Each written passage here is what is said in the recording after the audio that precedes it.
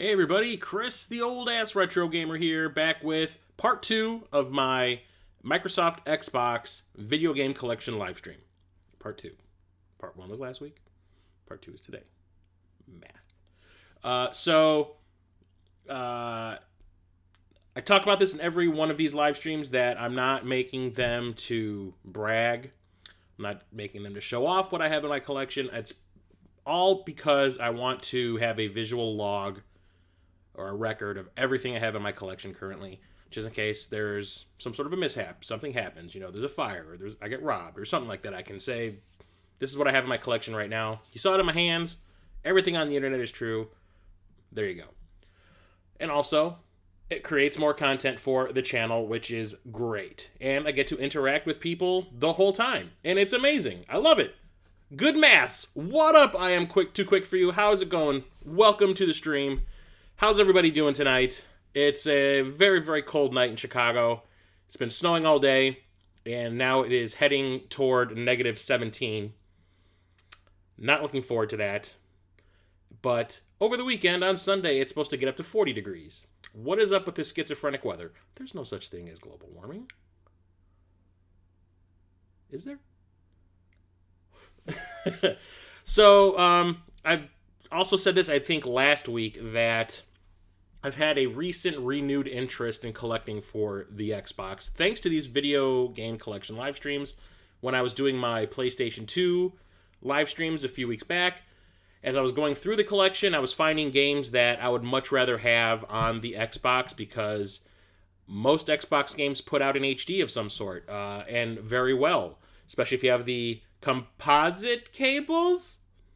I think that's the right one. I always get it wrong. The 5 cable thing, the red, the blue, the green, the white, and the red. That one.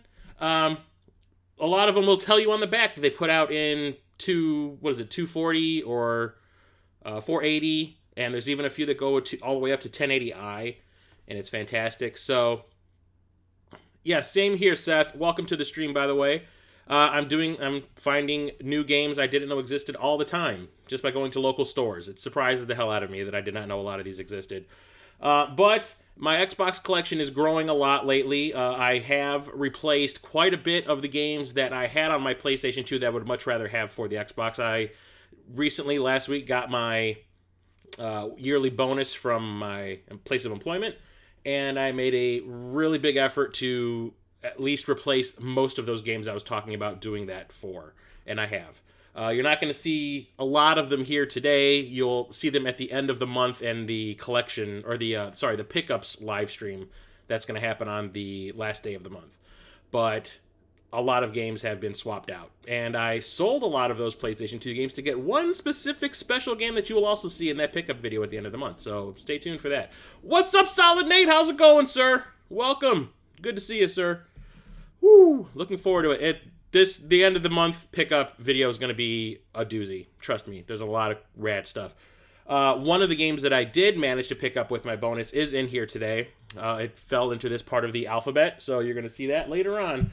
And I have a YouTuber / Twitch streamer to thank for it. So let's get back into it. The last game I talked about last week was The Matrix Path of Neo, which I was not a fan of, but I keep it in my collection because I'm a huge Matrix fan, and it has to do with the Matrix, so it's staying. But let's get back into it. So the next game up on my list, actually 2 of them because it's a series, Max Payne and Max Payne 2, The Fall of Max Payne. I said a lot of Max Payne within a space of 10 seconds. These are PC games that got ported over to the PlayStation 2 and the Xbox back during this console's lifespan, and I was really thankful that they did. In 2002, I bought a PC of my own, and one of the things I wanted to do was play Max Payne, but for some reason I could not get it to work. I don't know why. It was a VAIO, it was brand spanking new, but for some reason DirectX, or the version of DirectX you needed to get this to work, did not want to cooperate with my PC. So I had to wait for the console version, at least of the first one, to come out so I could, try it out. And it's fantastic. It's like this noir storyline. Max Payne's wife and child were murdered by These drug kingpins are actually businessmen, and it's all about his like revenge against them.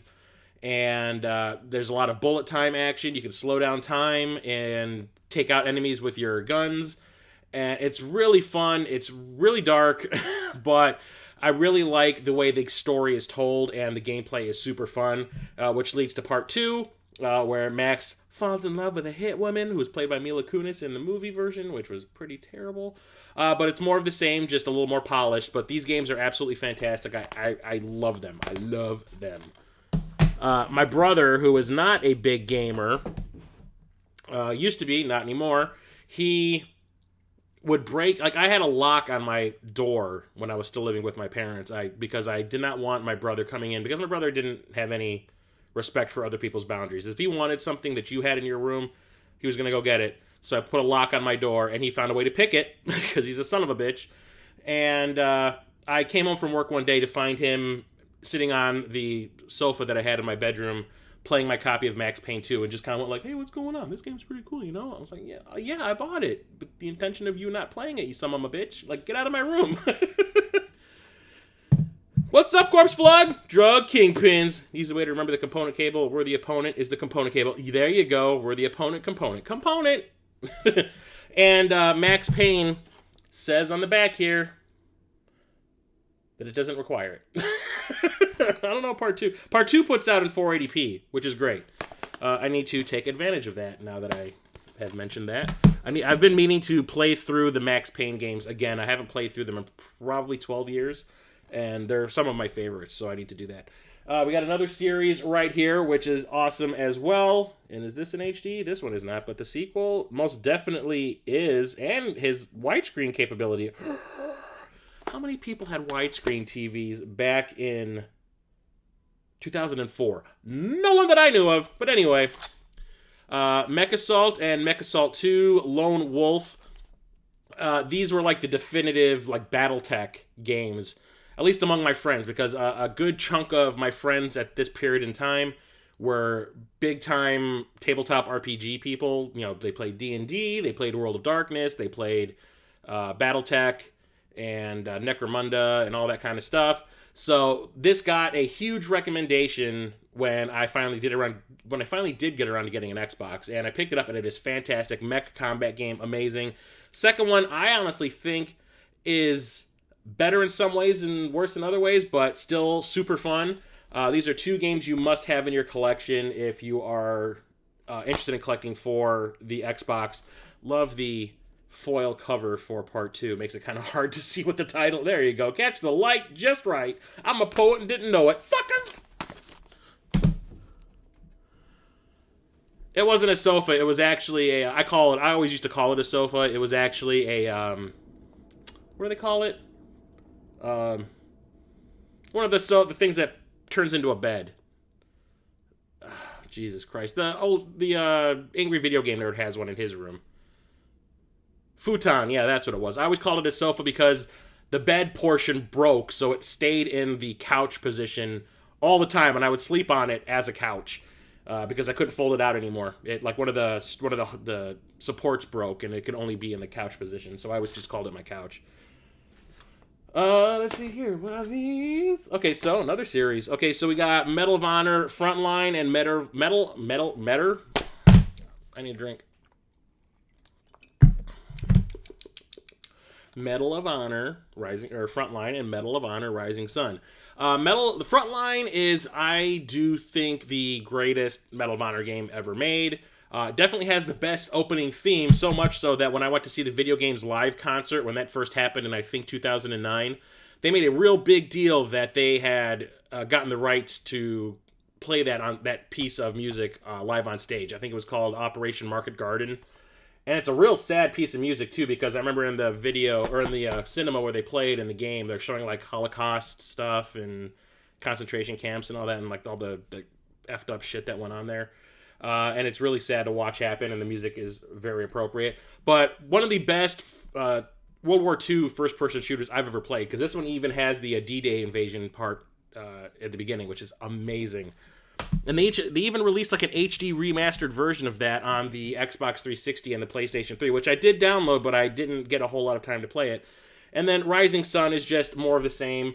This one just has to do with like the Japanese invasion of Pearl Harbor. But it's still pretty cool. I was still a big fan of these back in the day. I need to play through that one again. Actually, it's been a long time.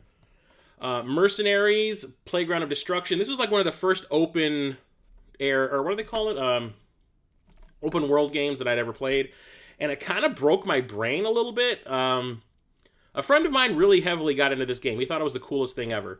And like playing stuff like Grand Theft Auto 3 and Vice City and Mercenaries, kind of like, I couldn't handle it. It was like there was too much to do. I did not know what to focus on. And I really couldn't get into them at the beginning. Later on, it was good.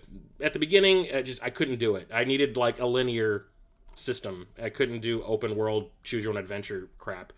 But now I really sing this game's praises. Media glitch! What's going on, dude? Aw, man, you gotta go away. Don't go, Joel. That D-Day, though, yeah, the Frontline is my favorite of those Medal of Honor games. This one I had back in the day, and I didn't ever get a chance to play it, because I think I got it on discount somewhere, and I still haven't had a chance to play it, but everyone says it's awesome. And that's Metal Arms, Glitch in the System. It's like a 3D platformer, kind of like a Ratchet and Clank game. But you play as like this little R2-D2-esque robot. And it has multiplayer too, from what I understand. Yeah, 1 to 4 player multiplayer. And I keep on saying I need to play this, and I haven't, which kind of sucks. I know, as a collector, that is one of the problems you have when you have thousands of games at your disposal. You just don't have time to play everything.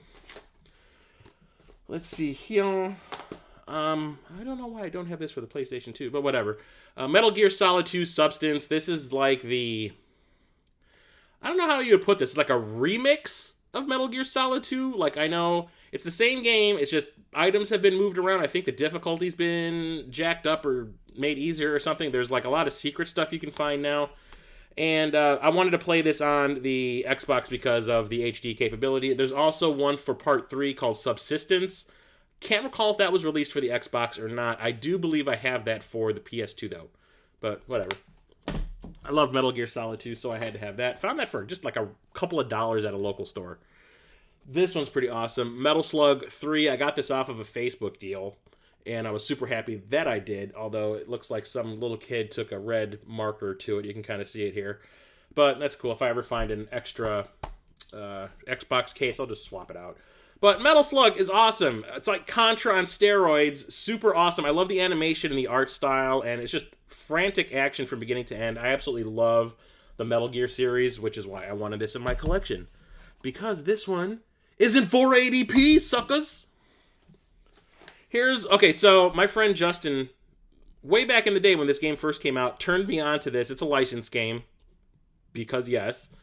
He turned me on to this game, and the first time I ever heard somebody use the term diamond in the rough, I think that's why I use that term for my like hidden gem videos. Everyone else calls them hidden gems, and I hate that term.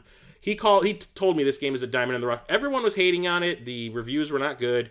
But he rented it and loved it and liked it so much that he went out and purchased a copy and then convinced me to purchase a copy too, and I loved it.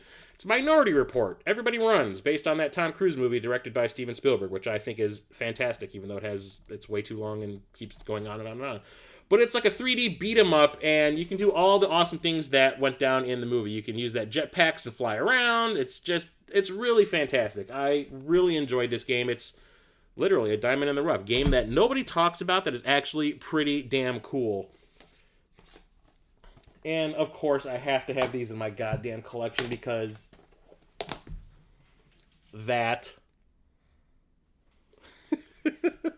So we're talking Mortal Kombat Armageddon, which is actually the third in the series for this generation. Deadly Alliance and Deception. So, actually, when it comes down to it, Deception's Part 5.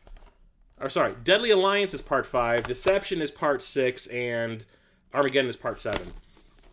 I remember I loved Deadly Alliance when it first came out. I thought it was like, oh, they finally did the 3D fighting right, because I could not stand Mortal Kombat 4. Play it now, and I'm just kind of like, no, this is clunky as shit. The characters are lame, except for Nitara. Nitara is pretty cool. But like the fatalities suck. And it's just really clunky and dumb. But the story's cool because, like, what's the first thing that happens in this game? Shang Tsung and Quan Chi team up and kill Liu Kang, who's the hero of the frickin' series. Where do you go from there? This game didn't do it justice, I don't think. However, Deception is pretty fantastic. Deception is, I think, the best game that came out for this generation for Mortal Kombat.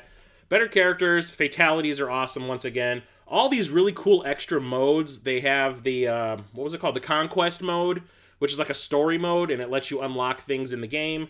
You have the chess combat and puzzle combat, and it's fun. I really like this one. They introduced a lot of really interesting characters that have actually kept going in the series currently. And then you have Armageddon, which was like the end-all, be-all game where they took every single character that was in a Mortal Kombat game ever, including stupid characters like Meat and Mocap, and threw them in here. This one has some awesome extra modes too, which I do enjoy, like, what was it, Kart Combat? Like Mario Kart type game with Mortal Kombat characters for the kids. This has a combat or conquest mode once again, which is fun, but I like the one in Deception more. But this one is the one where I do believe the... Let me see here. What was it? Create a fighter. You can create a fighter. Here it is. The create a fatality mode. So basically there are no set fatalities in this game, like there are in all the other ones. This one, if you can string a certain number of buttons together in the right order, you'll perform a fatality on a character. But it's always the same, which is stupid. So it's like, I punch you in the face, and then I punch you in the stomach, and then I pull out your spleen, and then I pull out a lung, and then I rip your arm off, and then I pull out your heart, and then I rip your head off. And it's like, it's always the same. It sucks. Bring back the normal fatalities. So I'm not really... I mean, I like this one. I mean, I do have the display of it behind me, because it is still Mortal Kombat, and I love Mortal Kombat, but out of... I mean, this is better than Deadly Alliance, but it's still kind of stupid because of that whole fatality thing. But whatever. But the best Mortal Kombat game that came out for that generation is definitely Shaolin Monks. I talked about this in my Top 3 Tuesday video about Mortal Kombat games. I think this was my second favorite game in the series. This one is a 3D beat-em-up with Mortal Kombat characters and Mortal Kombat rules. You play as either Liu Kang or Kung Lao. You can do it tandem. You can have a co-op game, which is fantastic. I've only done that once in my lifetime, and I should probably do it more. But you can unlock other characters like Sub-Zero and Scorpion, which is kind of awesome. You come across all these other characters from the games. You can eventually unlock fatalities and stuff like that, which is great. The fighting is fun. You wouldn't think that Mortal Kombat beat-em-up would sound good after something like Mythologies, but they pull it off fantastically here. And the cool thing is, this takes place between Mortal Kombat 1 and 2. So you get like the whole story filled out as to what happened between... like when Shang Tsung was defeated in the first game and everyone was transported into Outworld for part 2, for the second tournament. So it's probably my favorite. It is my favorite. Who am I kidding? This is my favorite game of Mortal Kombat for this generation. So can't wait to play through this. Once again, I was actually playing through this, I think about a year ago, and I got distracted and walked away from it. I need to go back and do that again. What's up, Musty Hobbit? How's it going, sir? Welcome, welcome, welcome. Still haven't opened up this one because I don't think I can use it properly anymore. I don't think I need the internet for it. But I found this sealed, completely sealed, at that half-price books clearance sale where everything was $1. And that's MTV Music Generator 3. So there was MTV Music Generator 1 on the PlayStation 1, which I absolutely love. I played that for years. And I created an album's worth of songs. I think I created like 16 or 17 different songs on that, which were... I had so much fun doing it. And I put them all on a mini disc. I did have a mini disc player back in the day and a mini disc recorder. I had like the DJ Schwanzy album that had like all my shitty songs on it. Then part 2 came out for the PS2, and you had to buy like a special cable in order to sample CDs. But when it came to like the PlayStation 1 version, you could just sample them in the PlayStation 1. For some reason, you had to have this adapter to hook like a Discman up to it or something. It was stupid. It didn't work. And then there's part 3. I haven't tried it yet because at this point, it's like, does it really matter? I still kind of want to play around with it, maybe a little bit. Just picked this one up. What was it? Friday? This is one of the games I purchased with my bonus. Went to Video Games Then and Now, the video game store that's like now my retro game store. It's actually a little ways away from my place. but it's worth it. So I picked up Murakumo Renegade Mech Pursuit. This is a mech game by From Software. It's not Metal Wolf Chaos, but it's, I guess, a close second. I haven't played it yet. Like I said, I just got it on Friday, but it looks absolutely fantastic and bug nuts crazy. So I can't wait to dive into this one, give it a shot, see what it's all about. But From Software and mechs, it's a winning combination. And then we have these, which I still have not played. This is a series I've never played. I have, I think, the first one on the, or the second one on the PlayStation 2, the PlayStation 1. I need to get the first one. But we got Myst 3 Exile and Myst 4 Revelation. These are point-and-click adventure games, and really popular in the day. I don't know why they stopped making them, unless they finished the story off. I don't know, since I'm not familiar with these games, but had to have these in the collection because why not? I think I got them for a couple of bucks each at a local store. The reboot of Narc. This was an arcade game by Midway, actually developed by, I think, some of the people that worked on Mortal Kombat and NBA Jam. And came to the NES in a pretty craptastic port by Rare, which really disappointed me. It wasn't as fun as the arcade version. But yeah, this is the 3D version of it for this generation. And it's kind of like a beat-em-up instead of like a shoot-em-up or a run-and-gun like the way that one was, or the original one was. So, it's okay. Say no to drugs, kids. I picked this one up because Metal Jesus was always talking about it, and I never played any of these games ever back in the day, so I wanted to at least get this one, and that's Need for Speed Hot Pursuit 2. He was always talking about how him and Drunken Master Paul were always playing this back in the day, at least on the PlayStation 2 they were, and how it was just a fantastically fun racing game, and I think you can play head-to-head. Yep, 2 players, and why not? It was super cheap. I think I got that at Half Price Books for like $1.50. Got this one for super cheap also. New Legends. This is a 3D beat-em-up, I do believe. Yeah, 3D beat-em-up.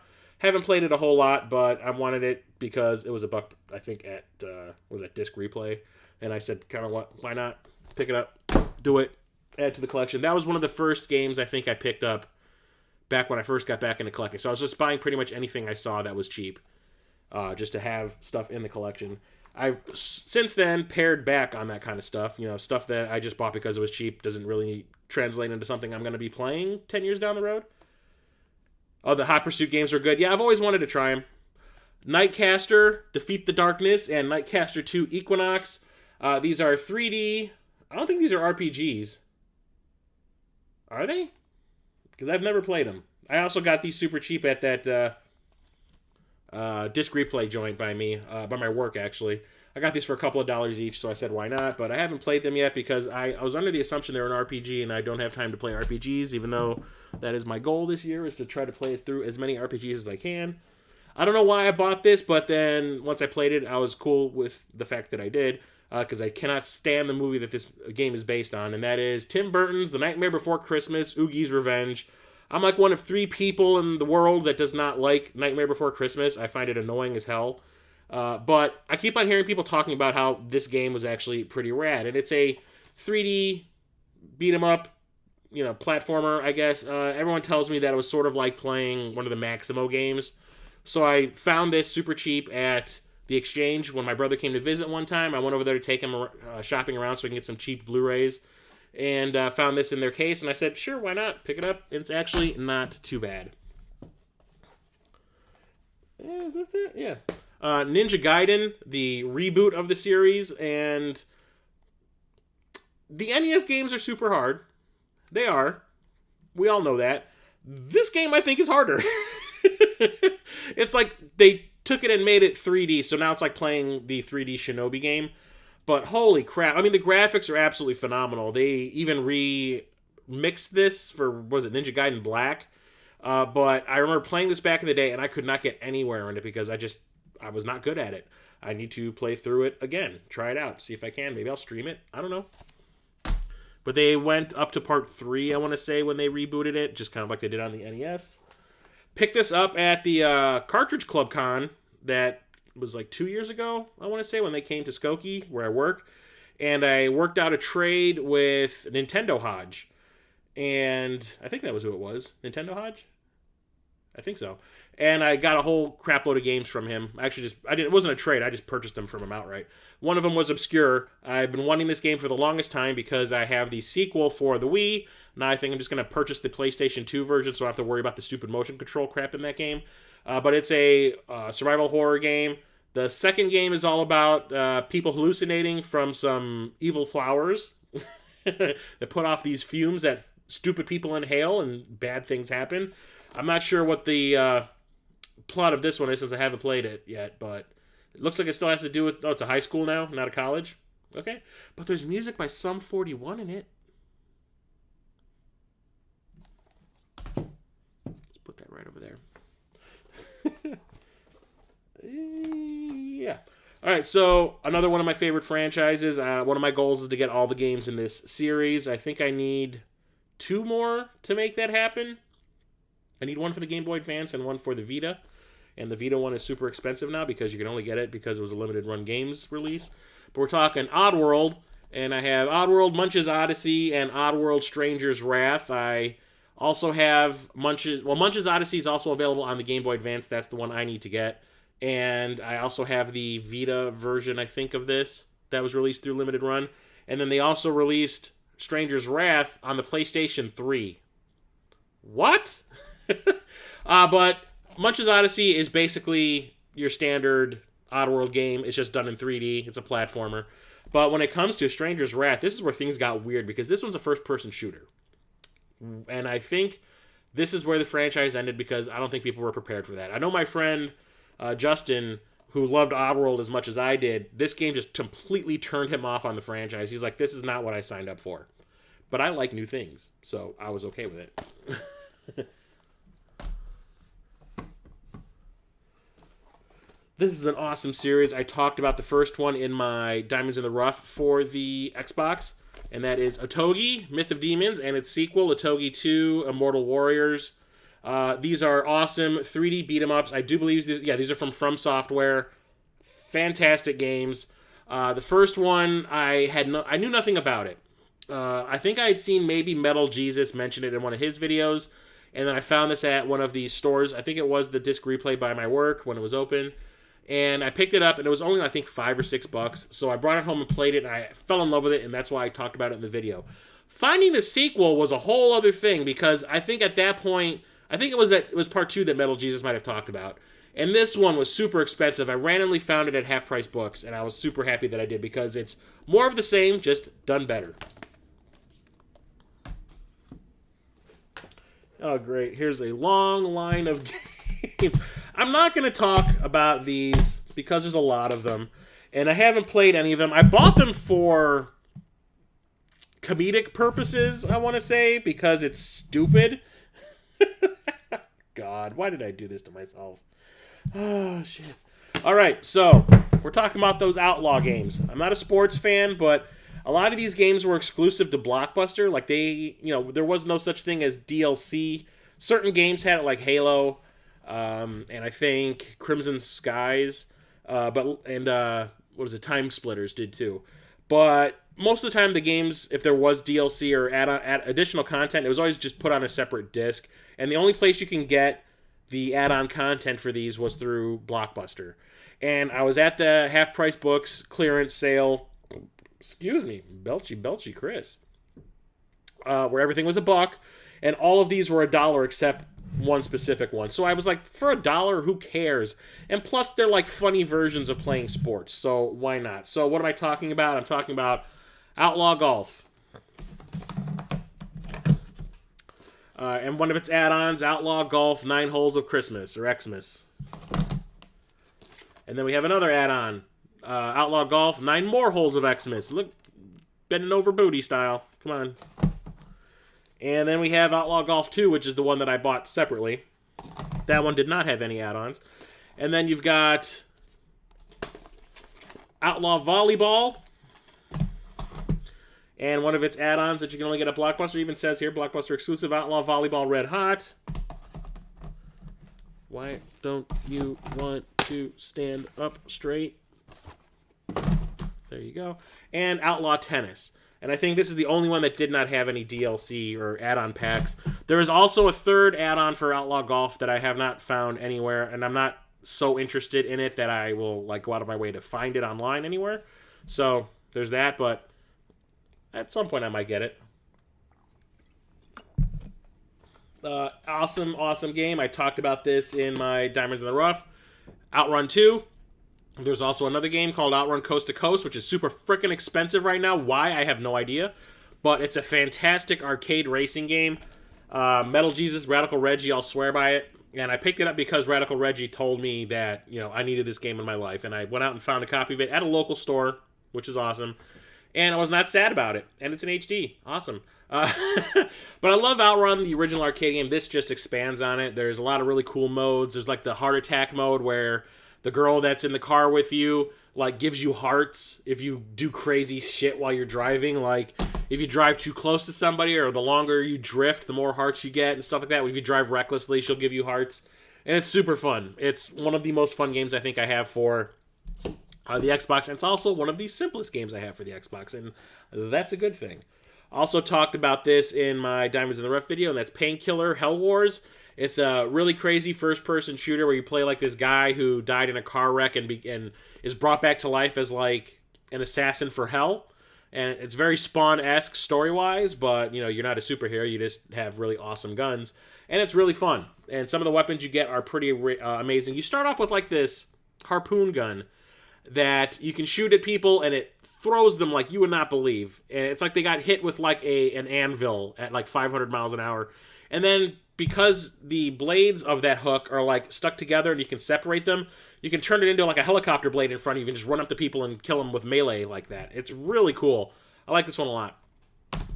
Really fun. Really cool first-person shooter. Here's one of the most beautiful games on the original Xbox. And it's in HD also, which makes it even better. Panzer Dragoon Orta. This is, I guess, Panzer Dragoon. I don't know if you would consider this 3 or 4, because Saga is like its own thing. Saga, no. Saga's awesome. It's my favorite game in the series. But this is more like the traditional Panzer Dragoon, like the first two. So I would say this is Panzer Dragoon 3? Whatever. It's an on-rail shooter where you play as a dragon rider, and you can morph your dragon into different forms for different weaponry and different attacks. Some are defensive, some are offensive. It's fantastic. The music is just beyond awesome, but the graphics in this are stupendous. It's some of the best graphics on the OG Xbox. Talked about this also in my Diamonds in the Rough video, and that's Pariah, which is another first-person shooter. And the thing about this one is it's like a standard first-person sci-fi shooter. The thing about this one is like the things you can do in it are pretty awesome. Like the weapons you get are interesting. Some of the things you can do with those weapons are pretty interesting. The facial animations in this game are fantastic for this generation. Like it's almost realistic. And you can't really tell by these are the two main characters on the cover. You can't really tell just by looking at it, but when you see their faces in action like I showed off in that video, it's pretty impressive. And I really like this one a lot. It also has like a building component to it too, like Unlimited Battleground. What is it? Unlimited Battlegrounds with the exclusive map editor, and you can share them with your friends via the Xbox Live.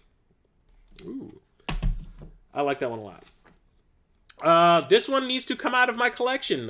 Okay, so Jason was just talking about this with me last night. Play through this recently. It's gorgeous. Panzer Dragon. Yeah, I need to play through it again. I haven't played through it since back when it first came out. I remember I picked that up at the local EB Games. So in my PlayStation 2 collection videos, I talked about Peter Jackson's King Kong and how I rented it on the Xbox back in the day from Blockbuster, beat it that night because it's only like a 4-hour game, but I loved it.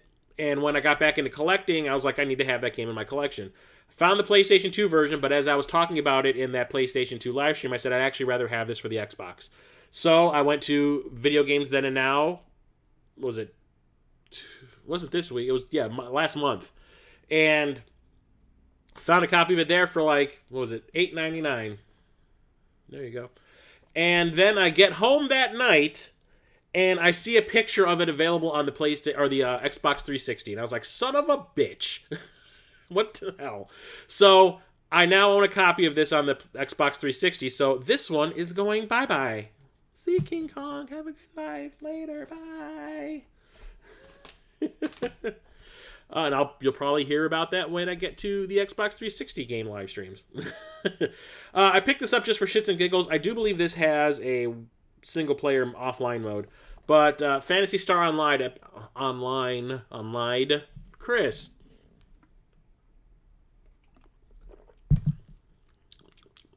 Getting tongue-tied. It's late, and I'm super tired. Phantasy Star Online Episode 1 and 2. I played Phantasy Star Online on the Dreamcast briefly, I want to say for maybe a month, and then I kind of lost interest like I do with all MMOs that I play. But, Xbox Live is required to play, so this is kind of useless. But I love Phantasy Star, so it's going to stay in my collection because why not?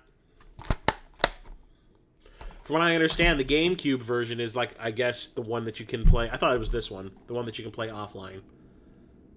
But, whatever. We shall see. If I find that real cheap, maybe I'll pick that one up. MGC, perhaps. Phantom Crash. It's a mech game that's trying to be like MechAssault, but it's not. It's pretty generic. I got it for a couple dollars. Why not? Phantom Dust. This one is a card battling game, I think. Single player mission, arsenals for more 300 skills, battle with friends. I think this is the one that was a card battling game.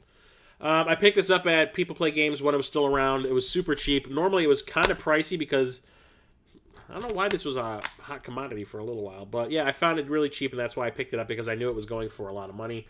But the graphics on the back look fantastic. I have not played it yet. But I do believe this one's a card battling game. So there's that. So it's kind of like, what's that GameCube series? Baten Kaidos.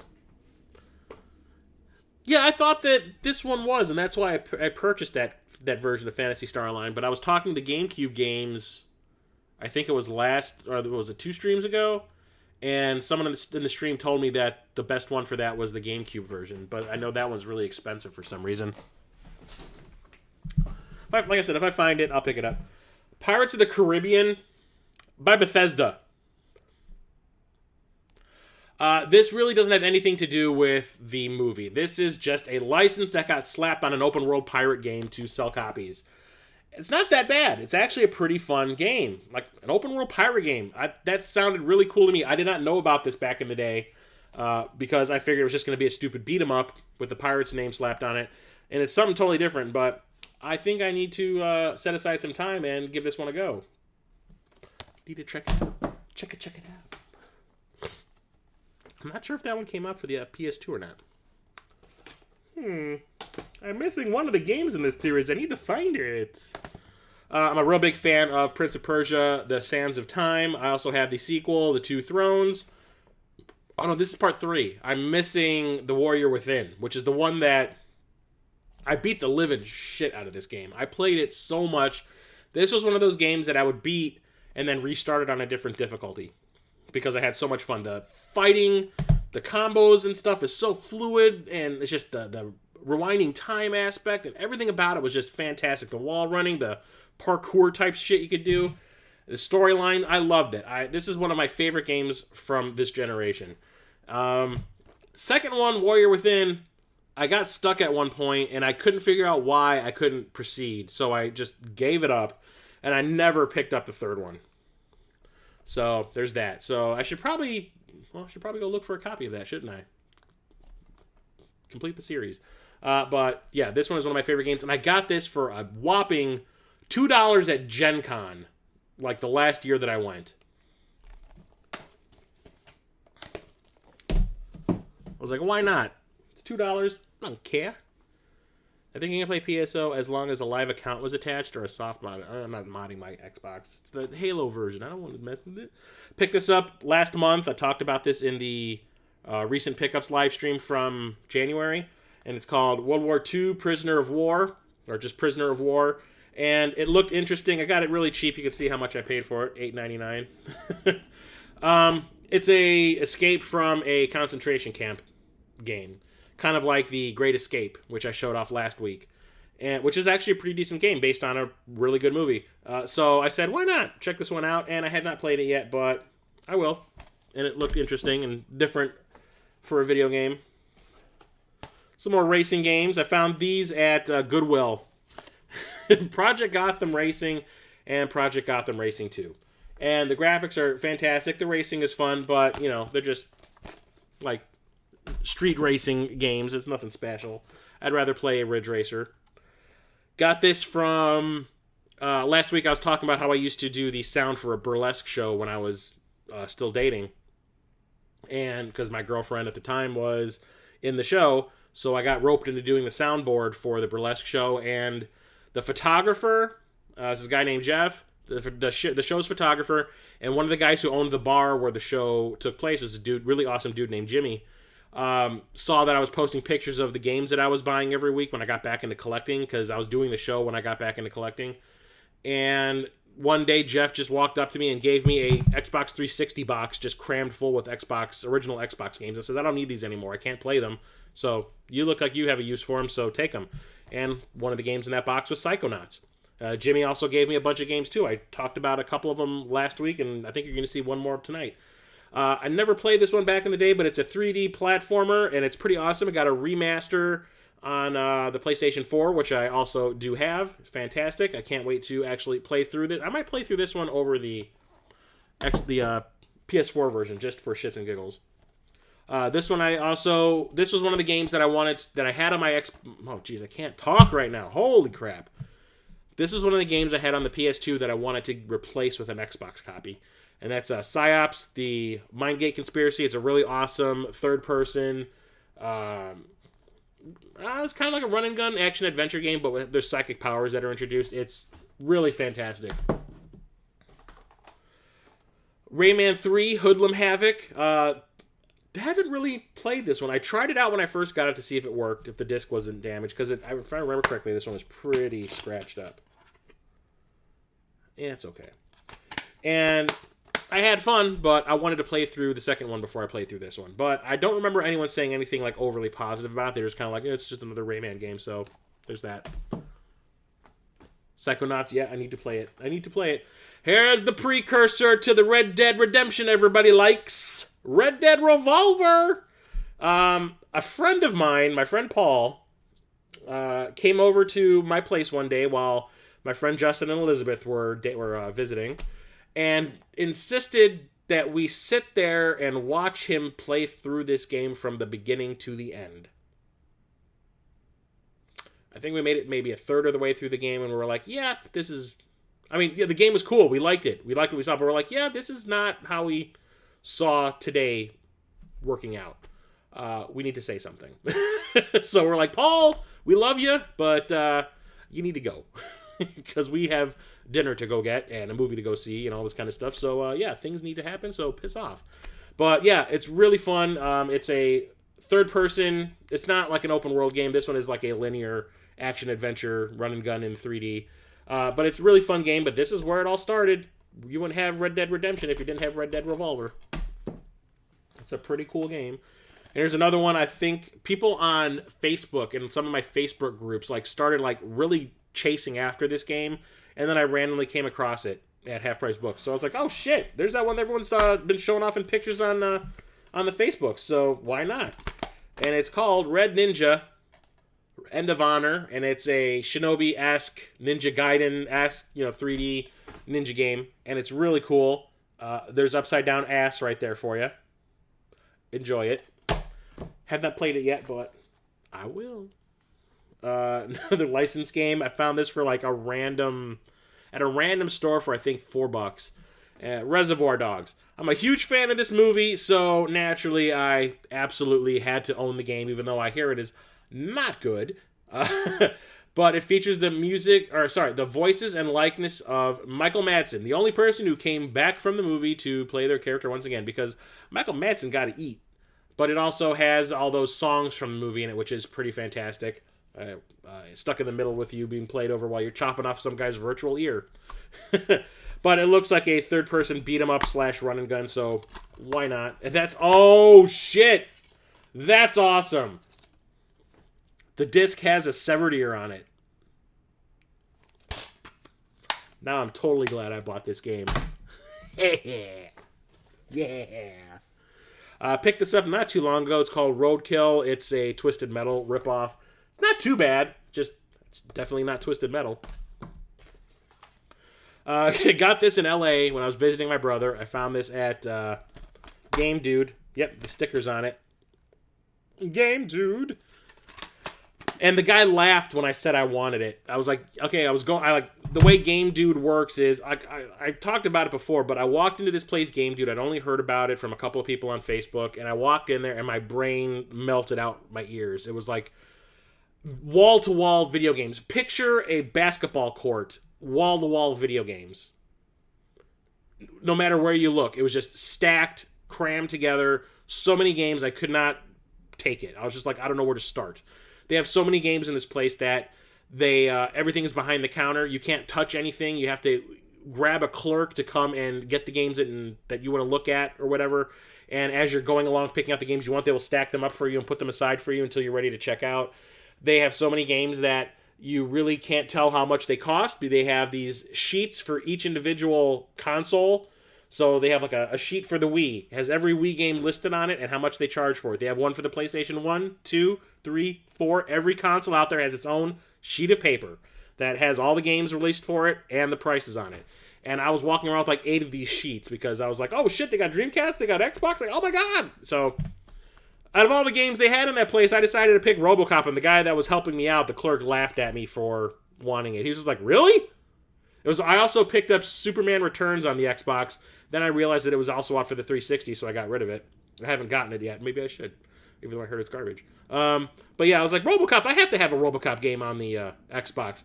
A 3D game for this generation where he plays RoboCop? I want to shoot someone in the dick in 3D. I mean, what's not to like? And I said that to the guy. I was like, I want to shoot someone in the dick in 3D, and he just started laughing. The game is not great, but it's a first-person shooter RoboCop game, so I absolutely had to have it. Collector's Edition includes bonus material, the making of the game, and artwork stills. Aww. It's not the greatest, but it's a RoboCop first-person shooter. I can't complain. So here's another one of those games that I said I would rather have for the Xbox than the PlayStation 2, and I found this also at Video Games Then and Now. RoboCop, or sorry, I almost said RoboCop again. Robotech Battlecry. It's not the greatest Battletech game out, or Battletech? What the hell? Can you tell I'm only going on 4 hours of sleep? I can't even put a sentence together. Robotech Battlecry is not the best I almost did it again. Battletech. Robotech. Do not put Robo and Battle in the same title. Battletech is a thing, people. Robot Cry, probably not. Not the best Robotech game out there, but it's cool that you can play as a transforming airplane that turns into like a half robot and then a full robot. But the sequel is the better one, and that's Robotech Invasion. This one has everything. This one is like on land levels where you're running around. It has mech stuff and all that shit. This is the one to get. Even though it's not really as centric on the cartoon the way this one is. Like, it focuses on stuff that you know from the original cartoon. This one is just the better game overall. Robo Battle Buggy Bumpers. You ain't kidding, dude. I'm getting so tongue-tied tonight. You have no idea. Woo! Every night I try to get to bed at 9 o'clock. I end up staying up till midnight. It's the thing. Woo. Rocky Legends. I can't remember if this is the one that's glitchy as hell where people's faces get all mutilated. It might be the first one. But licensed games, had to have it. Boxing game with Sylvester Stallone in it. Why not? Also with this, how many games do you say, or can you say, you have in your collection that feature Al Pacino? Scarface. This is like a response to Grand Theft Auto, so it's like open world crime games, like Grand Theft Auto 3, except this one is based on Scarface. They also did the same thing with The Godfather, which I think is an awesome game. So there's actually 2 games out there with Al Pacino in it. This and The Godfather Part 2. I'm sure this one's the better game, because I hear nothing but bad things about Godfather 2. Like, oh, it's not nearly as good as the first one. Still haven't played this one, even though I've owned this one forever. Seablade. I think it's just a Wing Commander style game. I can't tell. The back shows you absolutely nothing. But I got it for like $2, so I said, why not? This is when I was getting back into collecting, and I just wanted to add stuff to the collection. These, on the other hand, are pretty awesome. We got Serious Sam and Serious Sam 2. What's the subtitle for this one? The Next Encounter or something. But really crazy gonzo first-person shooters that are trying to be like Duke Nukem. Just not nearly as good as a Duke Nukem game, but good in their own right if you don't try to compare. But I like them. There's also a collection. I do believe I have it for the 360 that has all the Serious Sam games on it. Which side do I start on? This one. Picked this one up not too long ago. I don't think I got this at Video Games Then and Now. I might have gotten this at Half Price Books. Shattered Union. It's a real-time strategy game. It says, become the leader of one of 7 factions vying for control of a fractured United States during a second civil war. Your choices in battle will affect you politically, so lead wisely. Capture tank factories in Ohio. Lay siege to Chicago. Please don't! Ohio, okay. And drop a nuke on LA. Yes. Choose to lead one of 7 different factions. So, yeah. Looked interesting. I'm now into real-time strategy games. I was not back in the day. And nowadays I am, so why not? And that one just sounded crazy. And a crazy, crazy concept. Musty Hobbit, I've got one for you. You need to stream this one. You've streamed the first one, so you might as well stream the second one too. Just, might as well. Continuity. Shenmue 2. Do you drive a forklift in this one too? I hope so! Never played this one because I was never able to beat the first game. The second game came out originally on the Dreamcast, I think in PAL, like in the UK and also in Japan. We never got it over here until it was finally released for the Xbox. And I jumped on it the moment it came out, mostly because it comes with Shenmue the movie, which is basically the entire first game summed up in 2 hours? Yeah, detailed walkthrough. Yeah. The feature-length DVD Shenmue the movie. Yeah, I think it's like the whole first game summed up in 2 hours to get you ready to play the sequel so you understand what's going on if you have not played the first one. But I haven't played it yet. Even though now I do have the Shenmue 1 and 2 compilation on the PlayStation 4. So I don't know if I would rather play that over the original version because I think glitchy stuff got fixed in that. Don't forget, we had no patches back in the day. I don't know why I bought this one, but I need to play it because I think it looks fantastic now. Sid Meier's Pirates. I love Sid Meier's games, so I had to check this one. I got this one real cheap at Half Price Books. I remember that. I got it for $1.50. This was in their little clearance area. So I picked it up because why not? Haven't played it yet. So it even says, based on the winner of 7 PC Editor's Choice Awards. Ooh. Where we go? This Silent Hill 4, The Room, not the best Silent Hill game. I think this is still the same copy. So the girl that I was dating back in the mid 2000s, this is probably 2004. She bought this for me. She went out. She came to visit me. She lived in Kentucky. She came out to visit me for a week, and her and my mom had a little girls' day thing, and they went to Woodfield Mall, which is the biggest mall around here. And when they came back, my girlfriend was like, "Oh, look, I bought you something." And I was like, "Oh, cool, thanks. I haven't beaten part 3 yet, but whatever." And I played it for a little while. And I was like, "Yeah, probably should have bought something else." But, it was free. I didn't care. But not the best Silent Hill game. There's cool stuff in it, but not my favorite. This, on the other hand, I got this at Game Dude. I'm plugging them something fierce today, bros. Silent Scope Complete. This has every Silent Scope game on it. Silent Scope 1, 2, and 3. Arcade perfect. Except for the fact that there's no scope gun to play. Or no, there is. Sorry, there is. Sorry, there is. I made a mistake. There wasn't one for the Dreamcast, but there is one here. The light rifle. That's awesome. I'm guaranteeing you that it is super effing expensive. And since I don't have a CRT, I will not buy it. But if I ever do get a bigger place and have room for a giant frickin' CRT, I might consider it. But I love Silent Scope. I used to play it at the GameWorks all the time. And nowadays, a game like that in an arcade would not fly, at all. So I guess it was okay for a little while, but we kind of outgrew that thing. I need to get a different case because this is definitely not a PGA game. Simpsons Hit and Run. This is the one that I do believe is like Grand Theft Auto. I think.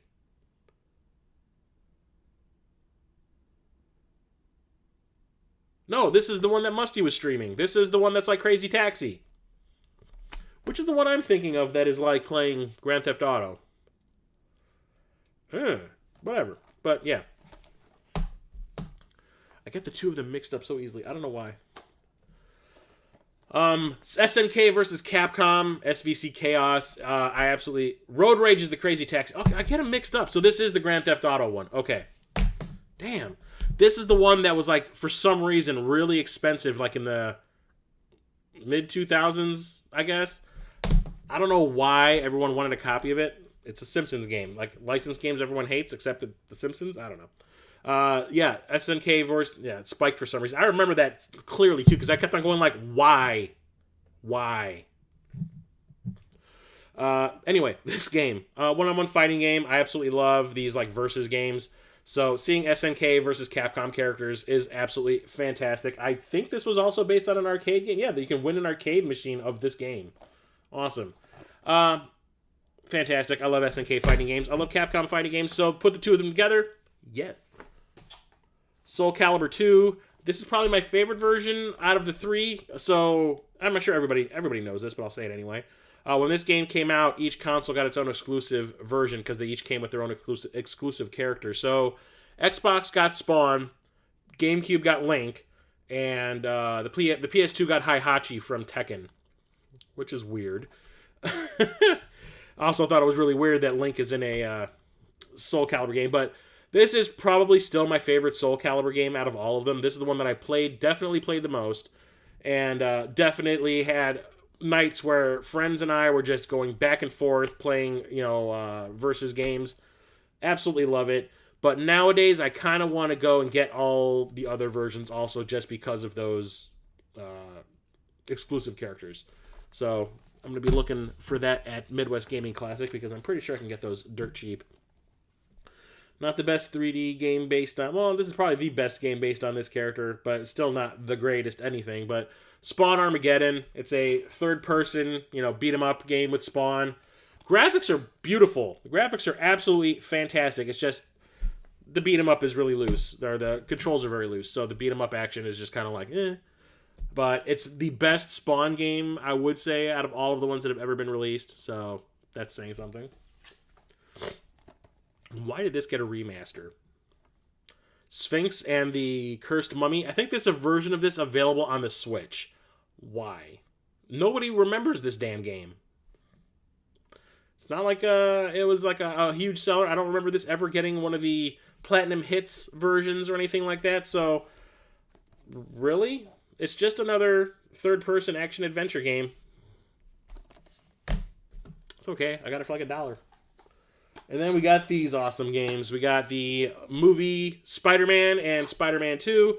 Spider-Man 2, definitely the better of the two. The web slinging, I was just talking about this with Jason from Corpse Flood Gaming again last night. Absolutely love the web slinging in this game. It's like so much fun. Like, who cares about what's going on in the game?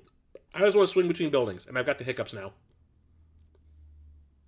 But fantastic games based on some pretty decent movies. I much prefer the Marvel versions of Spider-Man, though. Tobey Maguire looks way too old to be playing Spider-Man. This one, it still makes me laugh, so I'm definitely doing a video on its own. Like, I have like 3 different games I want to talk about for like a trilogy of episodes about like video games based on movies that didn't happen, or video games that weren't supposed to be based on a specific movie and got turned into that. So I'm talking about Spy Hunter, Nowhere to Run. Yes, that is The Rock on the cover. There was supposed to be a Spy Hunter movie starring The Rock in the early to mid 2000s. It just never materialized, but the game definitely did. That was supposed to be based on that movie. So the game is actually based on the script that was going to be used for that film that never got made, which is weird. So, yay. But it's a 3D Spy Hunter game, and it's actually pretty fun. I can't complain. It's just weird that we have a game based on a movie that never happened. So it's going to get talked about at length in an upcoming video. Why does this have Drew Struzan artwork on it? I don't know, but Spyro, A Hero's Tale, this is the guy that does like the artwork for the Star Wars movies and the Indiana Jones films and all that. It's awesome. It's probably better than the game it's advertising. But just another Spyro game. I've never played a Spyro game in my life. I was trying to buy them all so I could play them all in a row. Still don't have any of the ones on the original PlayStation, so yeah. Got this also from Nintendo Hodge at the Cartridge Club Con in Skokie. That's Spy vs. Spy. Why not? It's a multiplayer game based on a Mad Magazine characters, so why not? I haven't played it yet because I need to have friends to do that. SSX3, not a sports game fan, but snowmobile, yeah, right. Snowboard racing, okay.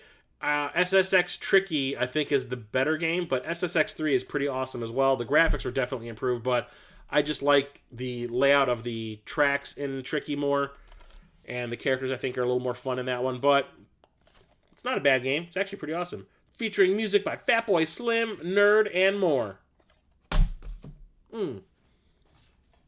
Okay, here's my favorite franchise. Too bad it's a terrible-ass game. Star Trek Shattered Universe. I ran out the day this was released. I ran out. Like, I almost called out of work. I was so happy that this was a thing. We hadn't gotten any Star Trek games for a long time, except for, I think, the Voyager first-person shooter game that was a port from the PC. And getting a Starship combat game in Star Trek land. One of these hadn't come out for a console since Invasion on the PS1. So I was super stoked to get my hands on this because I love Wing Commander style games. Playing as Star Trek ships in a Wing Commander type scenario, hell yeah. Then I actually played the game and I was like, what the hell is this? You don't play as any frickin' starship in this game. You play as like this dinky little attack fighter that's right here on the front, shooting at the Excelsior. Or no, sorry, the Enterprise. And that's not what I wanted. I wanted to play as the Enterprise and shoot other things down. And the graphics, when it comes to the ships, is pretty cool. It has the appropriate sound effects and everything that you would think is, fitting for Star Trek. But when it comes to the 3D models of the characters, namely Sulu, they made him look like a plastic surgery nightmare. Like his cheekbones are where his eyebrows are. It's like creepy and gross looking. And I was like, who thought this? Who approved this? What? I'm sure George Takei looked at it and went, oh no. It's not my favorite game based on Star Trek. It's very disappointing. I'd rather play Invasion. And then we have, oh, Jesus. Okay, so the Xbox is the console if you're a Star Wars fan. I shit you not. Oh, my God. Look, I'm still piling up games. Still going. Still going. Okay, that's it. Jesus. If there's one console that I have the most Star Wars games for, it's definitely the Xbox. So we got Battlefront and Battlefront 2. Never played these back in the day because I was under the assumption that there was no single-player offline mode. I knew that they were online, like, multiplayer games, so I never got into them because I am not into that kind of thing. So did not learn that they were not online only until way later, like getting back into collecting in 2013. That's when I was like, okay, I should probably pick them up. Everyone tells me that Battlefront 2 is the way to go, though. Still haven't played them, Though. Star Wars, The Clone Wars. It's okay. It's more like a tech demo than anything, but it's all vehicle combat from Episode 2. But this is the version that also has Tetris Worlds on the same disc. So you get 2 games in one. This was a bundle with a specific Xbox console, I think. Not the one that I got back in the day. I don't think I got anything with mine, which was sad. I was sad. It was sad. But at least it's in HD. And this has online content downloads. Not anymore, it doesn't. One of my favorite Star Wars games. This is another one that I said I would rather have for the Xbox than the PlayStation 2. Episode 3, Revenge of the Sith. This is a fantastic game based on a craptastic movie as far as I'm concerned. You get to play as either Anakin or Obi-Wan, and you get the different perspectives of each character depending on who you pick. And it's a great beat-em-up, great controls, great cinematics, music, everything. It's, I think, way better than the movie. This one is not. This one is. Okay, so we also have Jedi Outcast, Jedi Knight 2, and its follow-up, Jedi Knight, Jedi Academy. Jedi Outcast is probably my favorite Star Wars game ever. Ever. I played through this, I don't know how many times. I had played the original, what was it called? Dark Forces. Okay, so the names of these games get screwy too. So we got Star Wars Dark Forces, which is a very Doom-esque first-person shooter in Star Wars, the Star Wars universe. And then we had Dark Forces 2, Jedi Knight. And then for some reason, Dark Forces went by the wayside, and Jedi Knight was what carried on going. It kept going. So we got Jedi Knight 2, Jedi Outcast, and then we dropped the numbers for the games, and now we just have Jedi Knight, Jedi Academy, which is actually Jedi Knight 3. It's confusing, I know, but whatevs. But Jedi Outcast is fantastic. It starts off as a first-person shooter, where you're playing as Kyle Katarn, who I think is my favorite extended universe character. And then eventually he learns that he's a Jedi and he has Jedi abilities, and it turns into a third-person game depending on what combat type or combat style you want to use. If you want to use guns, it's a first-person game. If you want to use your lightsaber, it turns into a third-person game. It is so much fun, all the cool shit you can do in this game. The story is great. It even has multiplayer matches. I absolutely love it. It's, like I said, my favorite Star Wars game of all time. Never really played this one all that much. It just, the moment I booted up, I was like, it's not Jedi Outcast.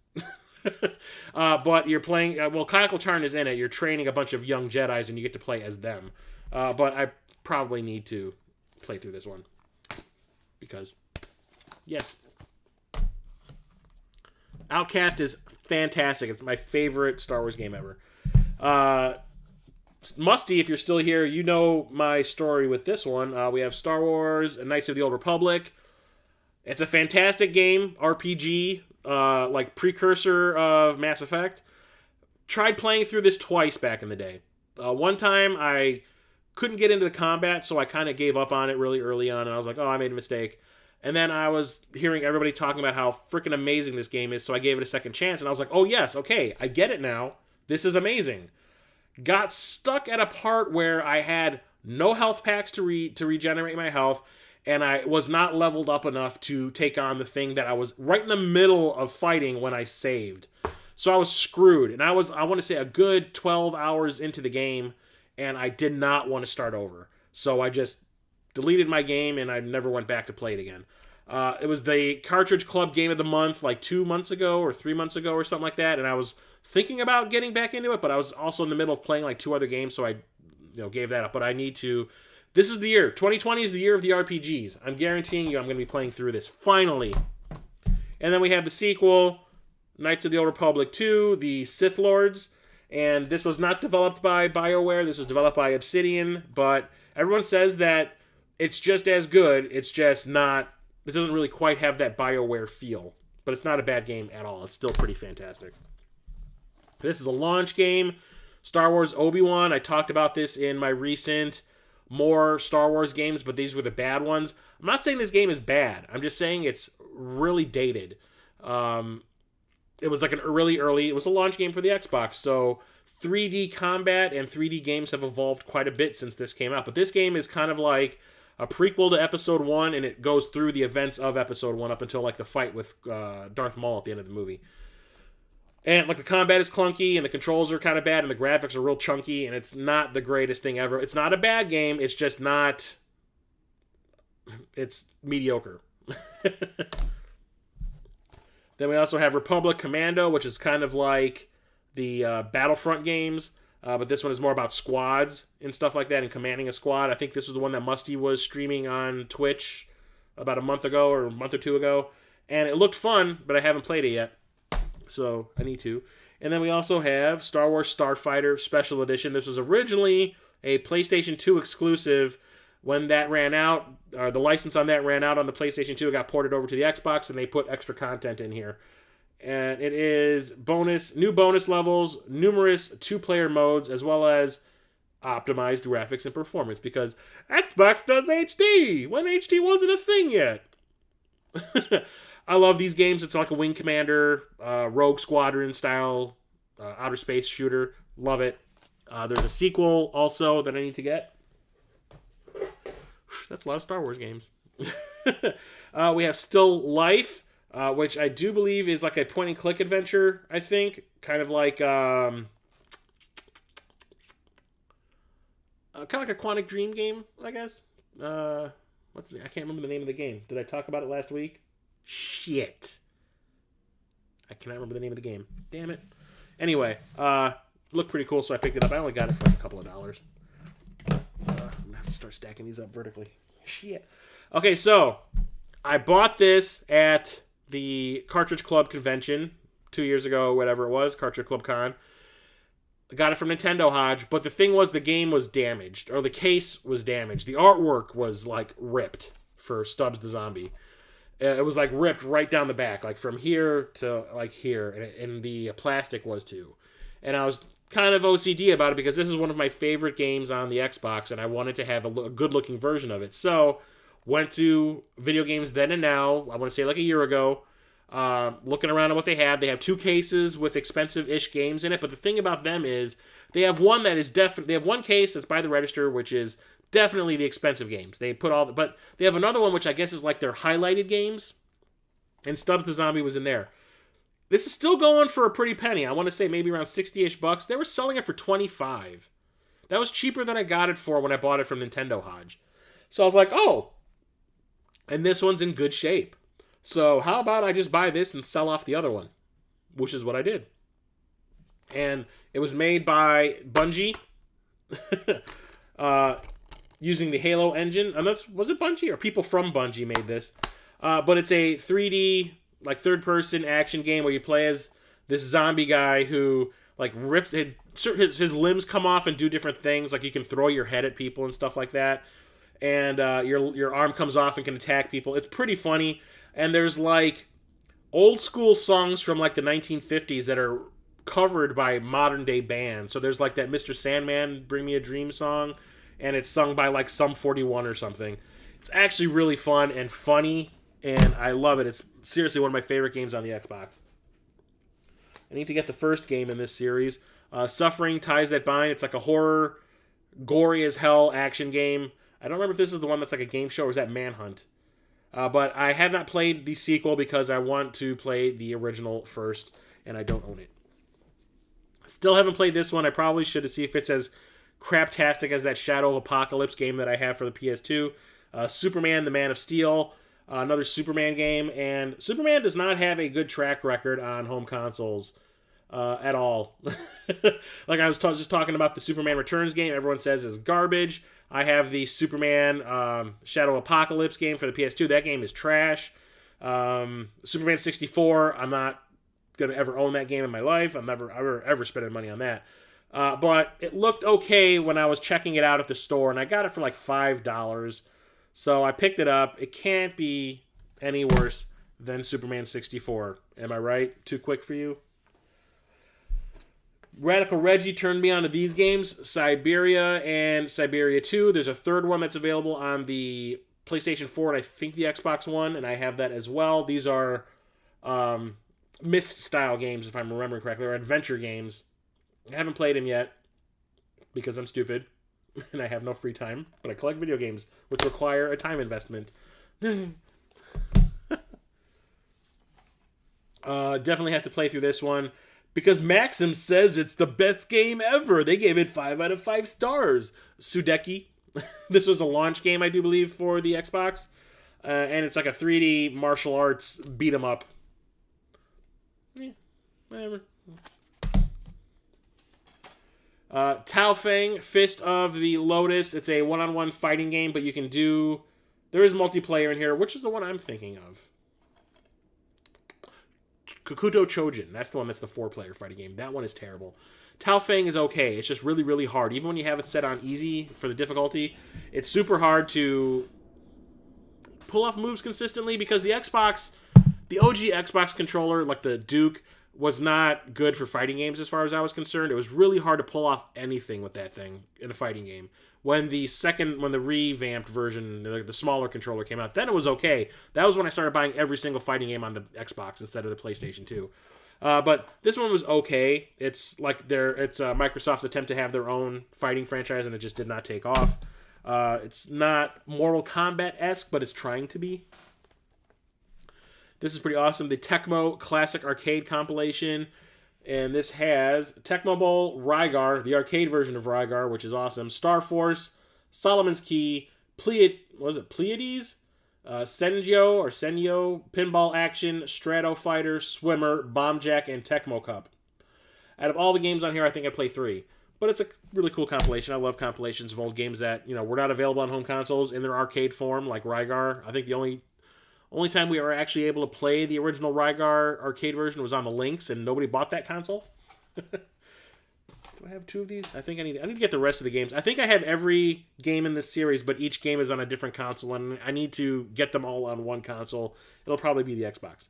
But this is Teenage Mutant Ninja Turtles, Teenage Mutant Ninja Turtles 3 Mutant Nightmares. It's another 3D beat 'em up with the cel-shaded turtles.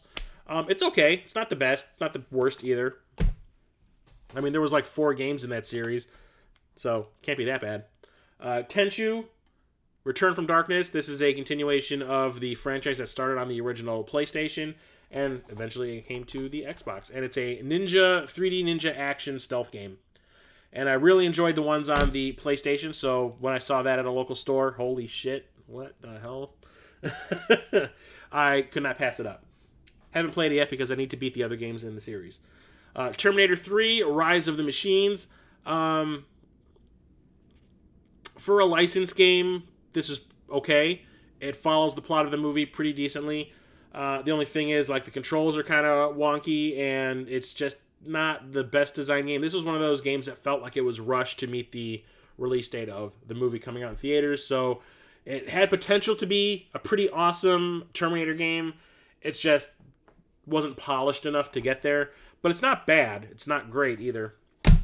That's where the other Terminator 3 game comes into play, which I showed off in my PlayStation 2 video, and the Xbox version is actually supposed to show up tomorrow that I repurchased. So you will see it in the pickups video at the end of the month.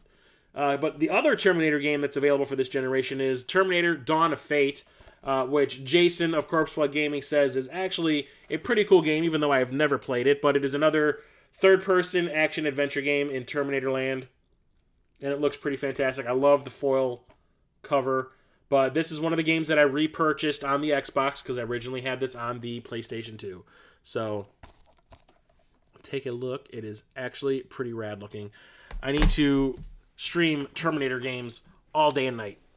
Once I get my Twitch stuff set up on my computer for Streamlabs, I will definitely start off with a Terminator game of one or the other. Maybe the new one. You never know.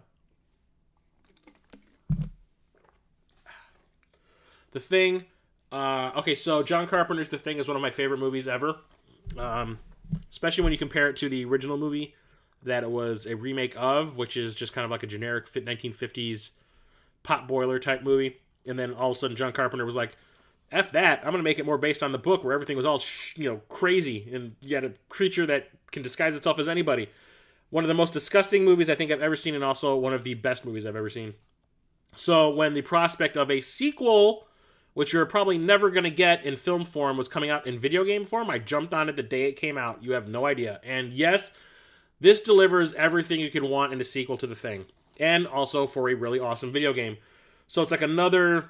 it was like a rescue team comes to find out what happened to the Arctic research station that the movie took place, or where the movie took place, and the alien is still alive and starts impersonating people all over the place. And it has like this, not sanity, like a paranoia meter that you build up depending on what's going on in the game. And it really feels like it belongs in the film universe that John Carpenter's movie set up. And it's fantastic. It is one of the best licensed games ever made, as far as I'm concerned. It's fantastic. You need to play it. If you're a fan of The Thing, if you're a fan of really awesome horror games, do it. My favorite franchise when it comes to this generation of games, when it comes to first-person shooters, I had more fun playing these games than I did playing Halo. And I know that's going to make a lot of people mad. But sure, Halo multiplayer was fun, but playing these games in multiplayer, especially the third game, no contest. We had more fun playing it because of just the crazy shit that goes on in these games. So I'm talking Timesplitters 2 and Timesplitters Future Perfect, which is Timesplitters 3. Timesplitters 2 is good. It's really, really good. It's funny. This is where the series started getting funny. The first game was just kind of like a tech demo first-person shooter to me that didn't really have a story. So I wasn't really interested in part 2 until I started reading the reviews, and everyone was saying that, okay, this is where the first game should have gone. This is what it's all about. And it's really fun and funny and silly and goofy. And then Future Perfect just amped it all up. And this is one of the best first-person shooters I think I've ever played. The storyline is great, funny, silly. The characters, oh god, the characters you can unlock to play in this game. The monkey. There's even a racing mode where you can play as a cat that's has wheels for legs. And when you rev up its motor, it goes meow, meow, meow. It is the funniest damn thing. You can also make your own levels in this game and share them over the internet. I wish I still had my original Xbox that I had back in the day, because I had downloaded at least 20, 25, 30 levels made by other people. And we would play them multiplayer with my friends all the time. There was one that I had that was based on Mario Kart. My friend Elizabeth, she made a level that was all the walls were made of glass. So no matter where you shot, shit was just flying all over the place, and it confused you, and it was super fun. Best first-person shooter, I think, on the Xbox, or this generation, hands down. Halo's good. I think that's better. This is the other game I got. So I was talking about when I was doing the burlesque show, and those two guys started giving me their games that they weren't playing anymore.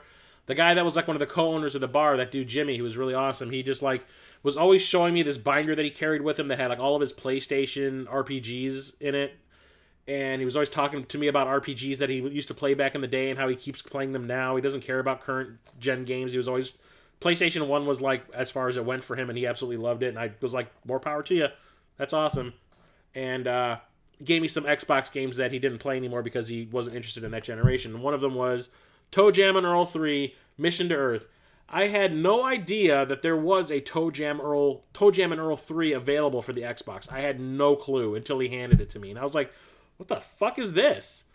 It's when did this come out? I had no idea. And he goes, oh man, I picked this up on day one because I used to play the original 2 on the Genesis. And I was like, oh, okay then. So, all right, thank you. And then I looked up, and the game was at the time that he gave this to me pretty pricey. So I was kind of awesome that I got it for free. But it's a 3D action-adventure game, kind of reminiscent of what the first game was, and less of what the second game was, just done in 3D, so yes. And it's an exclusive for the Xbox. So why not? This one's probably going away. And so is this one. Yep. 2 more games I'm getting rid of, so I'm not going to talk about them, because I don't play shit like this. So, Rainbow Six 3 and Rainbow Six 3 Black Arrow. I probably got these for $1. I think I got these at that sale at Half Price Books where everything was $1. So I picked them up. I've gotten rid of all of the Tom Clancy multiplayer squad games that I had in my collection. I had a bunch for the 360. I got rid of those. I totally forgot that I had those. Those are going away. So my little stat. See, these videos are worth it just to find games that I don't need in my collection anymore. But this will never go away, and that's Tony Hawk's Pro Skater 4. I absolutely love these Tony Hawk games that came out for the original PlayStation and this generation. Not so much the one that came out for modern day, Tony Hawk Pro Skater 5. Wow, someone thought that releasing a game in that state was a good idea. I hope they lost their job. But Pro Skater 4, not the best game in the series. I still think Part 2 is my favorite, but had to have it. Total Overdose, A Gunslinger's Tale in Mexico. I do believe this game has a spin-off called Chili Con Carnage on the PSP, but this is a... this even came with that... Oh, shit. Although this does not have a manual, though. That's sad. This is as if Robert Rodriguez decided to make a video game based on his El Mariachi movies. It's absolute insanity. Excuse me. And this also comes with a bonus DVD all about Tomb Raider Legend. And it's in here. It's just no manual. I need to find one. Shit. But yeah, third-person action-adventure game. Lots of gunplay, dual wielding. I absolutely love it. Had to have it. Need to find Chili Con Carnage as well. Used to make levels for Wolfenstein. Me and my buddy would play online with all our friends in our town. We lived by the highway and railroad tracks, and I hate Rainbow Six. Yeah, I need to get rid of these. They're gone. They're done. Tony Hawk, best game. Yeah, I love those Tony Hawk games. Part 5, not so much. You talking Pro Skater 4? Doesn't show anything about it on the back. Is he a hidden character? If he is, I never unlocked him.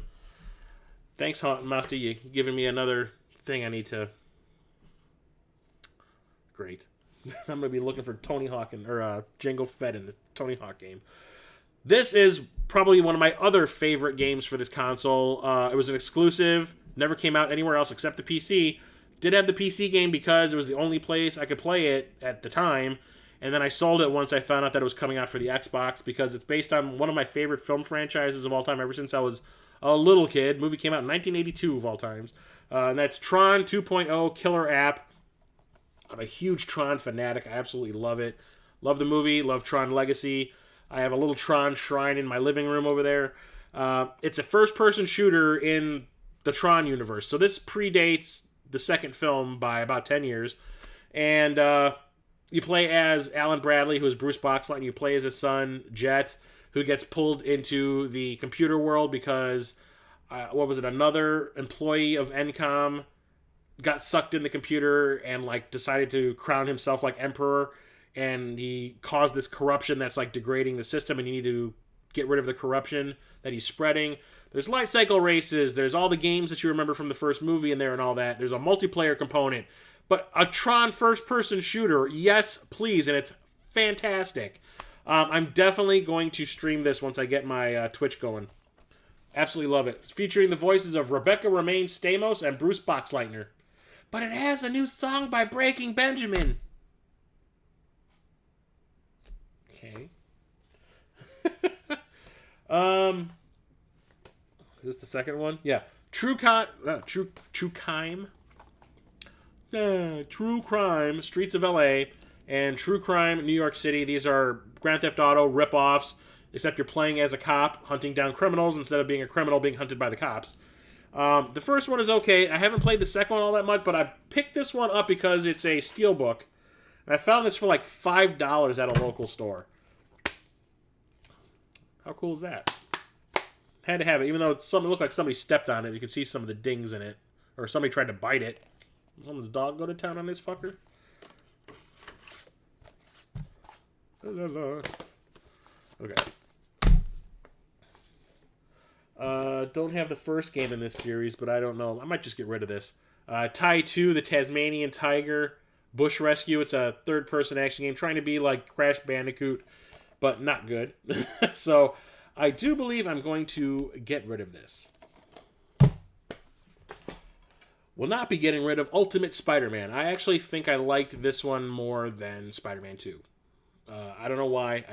The comic book aspect of it, instead of following the plot of the movie and all the little sub things you can do that kind of expanded on it. I think this one was probably my favorite. I played this one the most out of all of them. The graphics were really cool too because of the way they were modeled more after the comic book, kind of cel shaded. So I like this one a lot. Why do I have these? Unreal Championship and Unreal 2 The Awakening. These are just two first-person shooters, but they're more about multiplayer than anything, especially the first one. The second one focuses more on the single-player mode, and it was okay.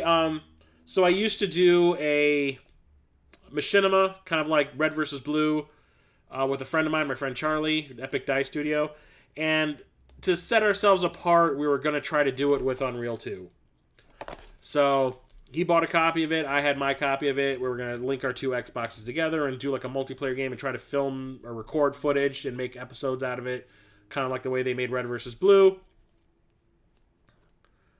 Purgables. We couldn't get it to work with Unreal 2. So we ended up doing what everybody else did back in the day. We used Halo 2 because it was the easiest to use.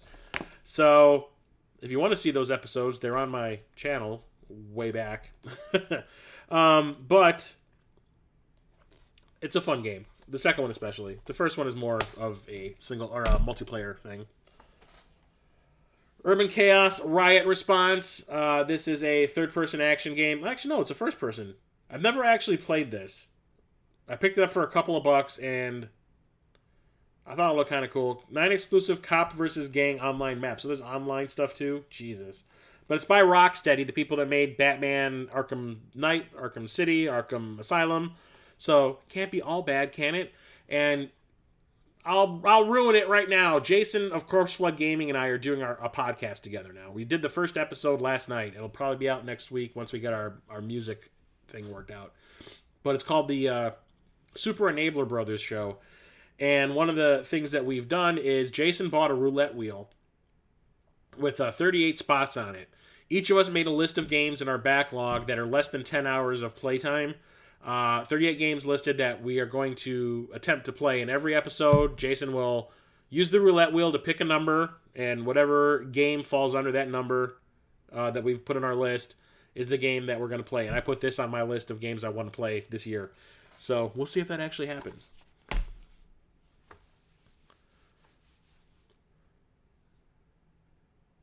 Shit, your Final Fantasy X2 PS2 case? That's funny. Van Helsing got this for a whole whopping $1. It's based on a pretty craptastic movie with Hugh Jackman in it. The guy who made the Mummy movies decided he wanted to amp things up even more. But it's trying to be like a Devil May Cry style game, God of War-esque. And it's okay. It's just the game is so goddamn dark. I played it for a little while to see if it was worth keeping, and I liked it. It's just, like, there's this thing called the sun, and it helps lighting. This is a great game. The Warriors, based on a really cool movie from, I think, the late 70s. I never saw this movie. I didn't see this movie until, like, 2005, I think. And I fell in love with it instantly because I love cheesy shit like this. And then all of a sudden a video game based on it came out of nowhere. No, I probably saw it in 2003. Yeah. And I love it. It's a sequel, or is it a sequel? It's not, it doesn't really have anything to do with the movie. It's just like more of the stuff with the Warriors in it. But it's like gang wars and stuff like that. It's made by the people who did Grand Theft Auto. It's an open world game. And there's like tagging, like spray paint tagging. You gotta like cover up other people's or other gangs' symbols with yours and all that. And then there's like fighting aspects. It's really, really cool. And they got a lot of the actors who at this point in time are like 30 years older than they were when they made the movie to come back and voice their characters all over again. Actually, I think this is more of a prequel than a sequel. And it's fantastic. And especially if you're a fan of the Warriors movie, it's one of the best games out there when it comes to this kind of thing. That was one of the games that really captured the feel of the movie in video game form, and I was telling everybody about it. I'm like, if you want to play a really awesome game, go pick up the Warriors. Worms Forts Under Siege. This is when Worms decided to go 3D, and not the greatest. A friend of mine, my friend Rob, brought this over to my house one day when a bunch of friends were visiting, and he was like, check this game out. I just picked it up. We got to play it. It's got a multiplayer aspect to it. And we're like, okay. And like all of us are like, we want to stop, but we don't want to be a dick to either. You know, he just spent all this money on this game. We might as well play it for a little while to keep him happy. But all of us hated it. But it's Worms, and I love Worms, so I wanted to have it in my collection, and it was also $1. This I talked about in my Diamonds in the Rough for the Xbox. I'm so tired right now. I'm having trouble making sentences. Talked about this in my Diamonds in the Rough video for the Xbox. It's Wrath Unleashed. It's like playing Archon, if you ever played that on the NES, or me, I played it on my dad's Atari computer before it ever came out on the NES. It's like playing chess. At least the Archon was. It was like playing chess, but whenever you would take someone else's space, you would actually have to have a fight over that space. So even the person whose space you were taking could possibly keep it if they beat you in a fight. But this one is more complex. It's like hexagonal levels instead of a chessboard. And it's nuts. It's absolutely nuts. There's a game that's very similar to this that came out for the PS1 called The Unholy War, which is awesome as well. And that I talked about in my PlayStation 1 Diamond in the Rough video. If you like strategy style games with some fighting aspects to it too, I highly recommend you pick this one up. Plus, the opening cinematic is narrated by Mako, the Japanese dude who's in the Conan the Barbarian movies. And that guy has got a voice, man. God damn. 13, first-person shooter that's all cel-shaded. It's fantastic. I think back in the day I actually had this for the GameCube. But when I got back into collecting, I was like, I think I'd rather have it for the Xbox because HD! And it has online multiplayer. Well, it did have online multiplayer. Got some X-Men games here. We got X-Men Legends. I need to get X-Men Legends 2. I think I still have that for the PlayStation 2, but I would rather have it for this console because this is actually in 720p. What year did this come out? In 2004, there were video games being made in 720p. That wasn't even really a thing back then, at least that I knew. I wasn't aware of HD until 2007. But this is a dungeon crawler with X-Men characters. It's fantastic. Need to get the second one for that. And then there's Wolverine, or X-Men 2, Wolverine's Revenge. This is another one of those games that I had on the PlayStation 2 that I said I would rather have on the Xbox. So picked this one up, I think, off of eBay. And it's okay. It's like a third-person action game where you play as Wolverine. It's all right. It could have been better, but it's in HD at least. Mark Hamill. Oh, yeah, Mark Hamill plays Wolverine in this. I forgot about that. God damn. And I think I showed this off in the pickup video. Yes. So one of the things that they were using to try to sell this game is that if you buy the game, you get a free movie ticket to see X-Men 2. So I was like, oh, when I was doing the live stream for the pickups, I was like, oh, I wonder if this actually has the ticket in it. So I look in the manual, and guess what? I got a free ticket to X-Men 2. You think it's expired? When the next X-Men movie comes out, I'll bring it to the theater and see if I can get past it with it. But here's the game that I was talking about. I just bought this when I got my bonus on Friday. And Musty Hobbit reminded me that I needed to own this game. I'd been trying to get it for like the last 2 years. It was always way too expensive. And I was just like, yeah, no, I don't want the game that bad. It was like $30-40. And I was like, psst. And then Musty just did a video like 2 or 3 weeks ago reviewing this game and reminded me that I had wanted it. So I was like, oh shit, when I get my bonus, I'll take a look, see if I can find a copy of it real cheap. And I found a copy of it for like $20. And that's called Zionide. It's a twin-stick shooter with an absolutely bug-nuts crazy storyline. Absolutely had to have it because I love twin-stick shooters. I think they're super fun. There's a bunch of them I have for the PlayStation 4 I haven't even played yet. Stupid, Chris. But yeah, absolutely had to pick this one up. Graphics are fantastic. Talked about this in my Diamonds in the Rough for the Xbox. And then I remembered after I had made that video and released it that Metal Jesus talked about it in his Hidden Gems video for the Xbox. And I was like, God damn it, no.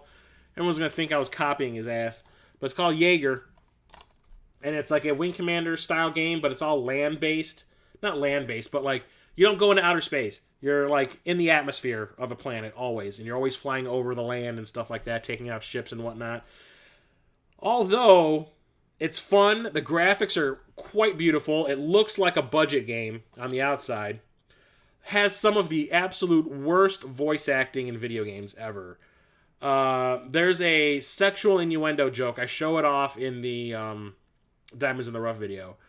Has some of the worst line deliveries I think I've ever heard in a video game. Like, it is shameful how bad it is. Like, horrifically bad. And someone actually... Like, the voice director actually said, that's the take we're going to use in this game. I would have been like, we're going to do it 55 more times until you dumbasses get it right. Because it sounded horrible. Unless that was their intention. If not, mission achieved. But I rolled my eyes. Like, you could hear my eyes rolling in Japan. My eyes rolled so hard. But the game is super fun. Starlink. I haven't played Starlink yet. I have it. I still need to play it. And then the final game I have to talk about tonight is Zapper. One Wicked Cricket. I did a trade on Facebook one day, and the item that I was trading was worth more than the game I was getting from this one dude, and he felt bad about that. He was like, oh, I just looked up the price of that game that I'm getting from you, and it's like, I still owe you like $10 more. And I was like, whatever. And he was like, no, I got something, I'll send it to you, and he sent me this. And when it showed up, I was just kind of like, oh, I'm not aware of this game. What is it? And he said it's like a 3D, attempt at a new mascot for the Xbox. And I was like, oh, okay. I think it came out for the PS2 also. Man, I'm talking out my ass. I'm so tired. And he was like, no, it's fun. He goes, I just don't want it anymore because, I'm trying to pare down my collection. So he gave it to me instead of just selling it. And I was like, okay. And it's actually pretty fun, so I can't complain. And that is it for my Xbox collection. I actually still have more coming, stuff that I'd ordered on eBay that I'm replacing when it comes to those PlayStation 2 games that I would rather have on the Xbox. So you'll see a lot of that stuff in the pickup video at the end of the month in a couple of weeks. And come back for that. Next week, I will be back with another one of these collection live streams. Hopefully, I will be well rested and able to hold a conversation and not trip over my words all the time and blank out when I'm in the middle of a sentence because, goddamn, I'm so tired right now. I'm just going to go straight to bed after this is over. I'm an old man. Next week, we're going to be talking about the Wii. Yes, sir. The Wii. Actually, no. How about I don't talk about the Wii? How about I talk about the DS? There you go. That came out before the Wii. Using my brain. See, it's still operational, even though I'm super exhausted right now.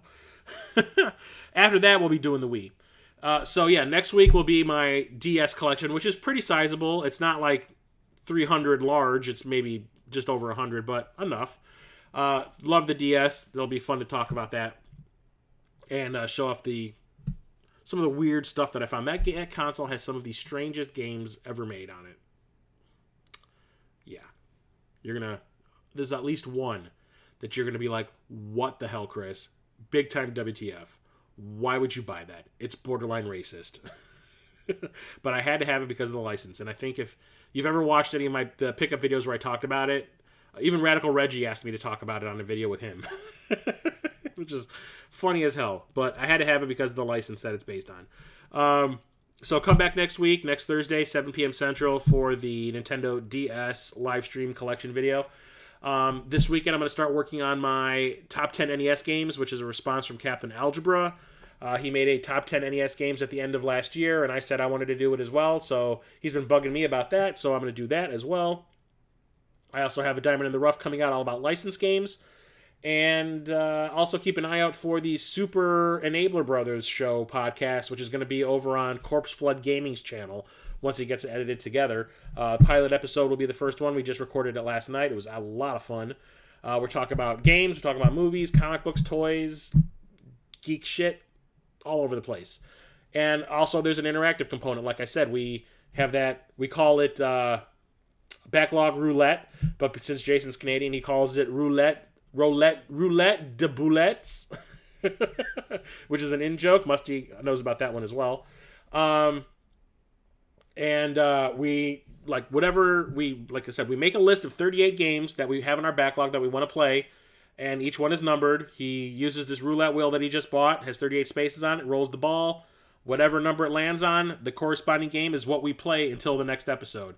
And we ask that the viewers also make a list of 38 games in their backlog that they want to play, or that they have been wanting to play, and play the corresponding game on their list as well, and then we can all talk about it after the fact. So, I'm not going to ruin the game that I got, but I'm going to start playing it tomorrow, and it's going to be awesome. It's a game that I've been meaning to play for the longest time. I've had the game in my collection for like 2 years now and haven't even touched it. So, keep an eye out for that on the Corpse Flood Gaming channel. And that's about it, I guess. I do have lots of content planned for this year. Lots of weird stuff. I might bring back the Top 3 Tuesdays also if I can get Jason to get back in the groove on those as well. We'll see. But I have a lot of cool stuff planned. I have a really cool list of interesting topics I want to talk about. Like I was talking about the Spy Hunter game with The Rock in it, based on a movie that never happened. Definitely going to be a bunch of videos about stuff like that. So I'll talk to you next time. Thanks everybody for coming out. Ready Player One is my favorite book and movie I'm not in love with. I love the movie. I read the book and watched the movie. I love the movie, even though it's completely different, but I didn't care because I knew that they would not be able to license all the movies and video games that they needed to have in the movie to make it accurate to the book, but it didn't bother me. Your candor is good, sir. You going to replace them after you selected that number? Yes, after, so the number we picked was number 3. The number that the roulette wheel landed on last night was number 3, and I even asked Jason, I was like, so are we going to just blank that one out and not next time we roll a 3 again, we just skip over and try again? He's like, no, we're going to replace it with another game. It's going to constantly be cycling. So, there you go. Keep an eye out for that on the Corpse Flood Gaming channel. Go subscribe to it, right now, if you haven't already. Corpse Flood Gaming. Look it up. It's awesome. Jason's a good guy. So, I'll talk to you guys next time, and thanks for coming out tonight and hanging out with me while I talk about my Xbox collection.